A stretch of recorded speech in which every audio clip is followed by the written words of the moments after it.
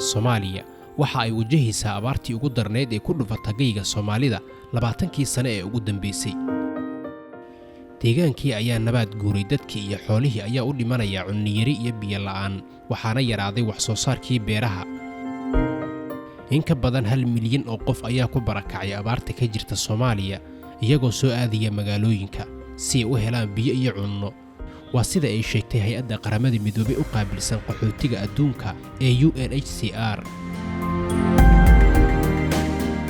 musiibada abaartan ayaa yeelatay cawaaqib xumo, waxaana gabaabsi ah dalagii beeraha iyadoo ay dhinteen malaayiin xoolo ah oo ay dadku dhaqanayeen. sidoo kale waxa ay hay'adda UNHCR sheegtay in 5 milyan oo qof ay halis ugu jirto macluul iyaga oo wajahaya cunno yari. cunno yarida waxaa saameyn ku leh dagaalka ka socda bariga fog ee Yurub una dhaxeeya Ukraine iyo Russia, maadaama haruurka iyo qamadiga Soomaaliya 90% laga keeni jiray wadannadaasi. sida uu sheegay David Maliban oo ah madaxa hay'adda ICR ayaa ka codsaday wadamada deeq-bixiyaasha ah inay gargaar bini'aadinimo la gaaraan wadamada Geeska Afrika ee Kenya, Itoobiya iyo Soomaaliya.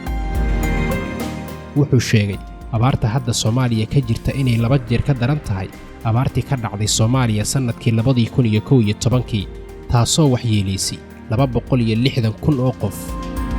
dhammaadkii bishii May ayay ahayd markii madaxweynaha Soomaaliya Xasan Sheekh Maxamuud u magacaabay Cabdiraxmaan Cabdishakuur Warsame ergeyga gaarka ah ee u qaabilsan arrimaha gurmadka abaaraha Soomaaliya, kadib markii uu qiimeeyay baaxadda iyo culayska xilligan adag ay dadka Soomaaliyeed kala kulmayaan abaaraha.